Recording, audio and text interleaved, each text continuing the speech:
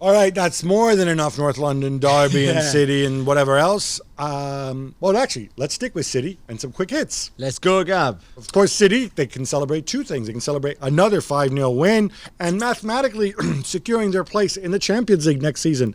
Look, they basically road graded Brighton. Raheem Sterling got a hat-trick. Should we really count that last goal? Of course, they all count. You know, That. players will tell you they all count. But you're right. He was outstanding to start with. I think it's his third hat-trick this season. And on the third one, he sort of fell over. And as he was falling over, the ball sort of hit him and then still went in quite a funny way. I love that he made a joke of it. Says, Yes, I should win the Puskas Award. Exactly, for the most beautiful goal of the season. But good on him. Again, City looked terrific, really. And we mentioned them in the last podcast as well, where they were fantastic. And again, it almost looked like their old self in many respects that when we see them playing like this time it was Sterling and not David Silva, but when they play like this, it's fantastic, and Sterling should be very happy. It's probably the best season he's had in his career, so well done to him, no? Don't you think? I mean, he's never scored that many goals. I think last year he had a bit of a I think dip. 2 years ago is probably better, or even last year. But look, he's evolving into a different sort of player, and he's living up to the hype. Liverpool are held by Burnley 1-1. Gab, it was always going to be tough to maintain momentum and motivation after being already crowned. But they need 3 wins now to get the point records in their 3 remaining games against Arsenal, Chelsea and Newcastle. Are they going to do it? And by the way, that draw meant they could not go 19 wins in 19 home games in the season, which, would be another record. I don't think so. I don't think so either. I don't think they're going to win all 3 games. Chelsea obviously have a lot to play for. Arsenal will play the way they play, and they can spring a surprise. And, if Newcastle play like Steve Bruce's preferred 8-1-1 formation. They will concede 5. I don't know. I don't care about the record. What Why? they did stands. Why don't you care? Because it's a ridiculous season that Liverpool had. Records come and go. They were fortunate in some games. We had they were that unlucky debate in other the other games. day. I really don't. I think it's going to be I think it's a really, really big ask. I didn't think they were going to set the record. I certainly didn't think, though, they were going to drop points here.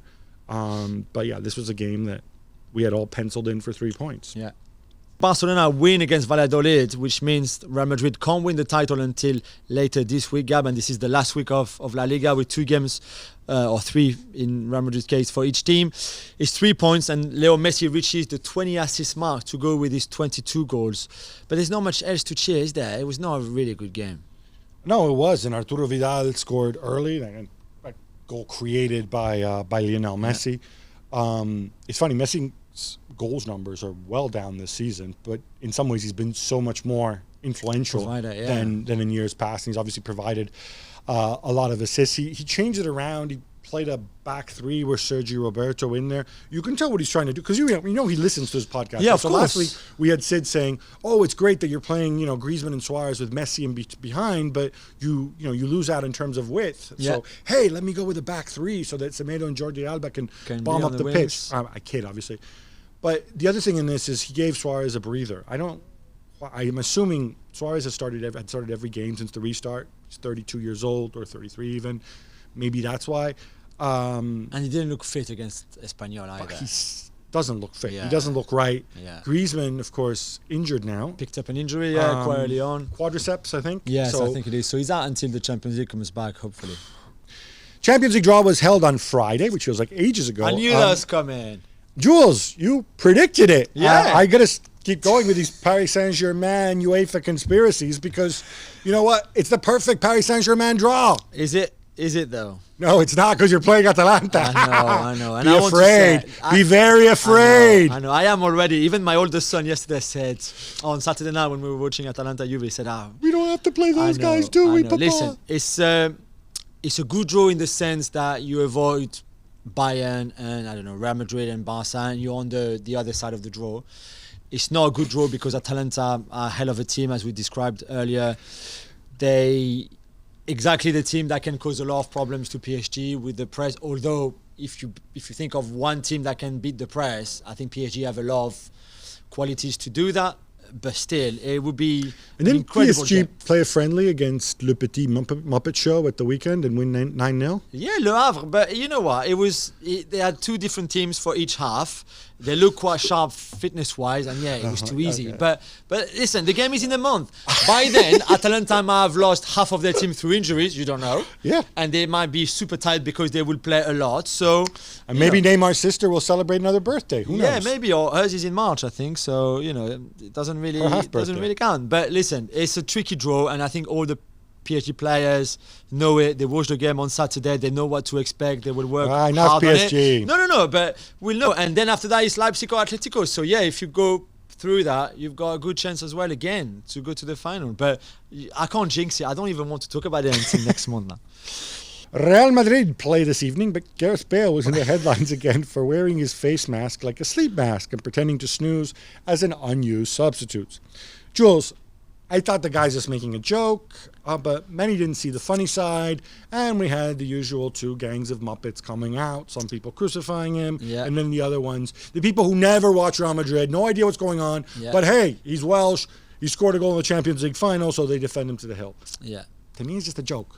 So I think it was a joke from him as well, and he was very jokey at first on the touchline. Well, he was in the stand, but he's drinking an orange juice, laughing, this and that. Then he put his face mask as a sleep mask to pretend he was asleep for a few seconds, and then he got really frustrated. You could tell when the fifth and last sub came on, and it was not him. I mean, Zidane pretty much used every single attacking option that he had on the bench, apart from Gareth Bale, in a game like this, so you can understand his frustration. I tweeted the photo on Saturday morning, and it exploded on my timeline.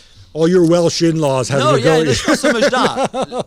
We can't forget that he did some really good things for Real Madrid. Okay, we can't forget either, and we're not doing it, that his attitude at times and his relationship with injuries has been a bit weird and dodgy, right? We can't also ignore the fact that he was for sale and that Real Madrid wanted to sell him and that Zidane wanted to sell him. And really, if you ask Zidane, would you rather selling him or keeping him? He would say, I would rather selling him. So we know that's the truth. I still don't think that Gareth Bale is helping himself by doing things like that on the touchline where he knows that everything is filmed. And I don't know. Even if it was a joke, I think he could have avoided a few headlines there and there, basically. Thanks so much for watching ESPN on YouTube. And for more sports highlights and analysis, be sure to download the ESPN app. And for premium content and live streaming, subscribe to ESPN Plus.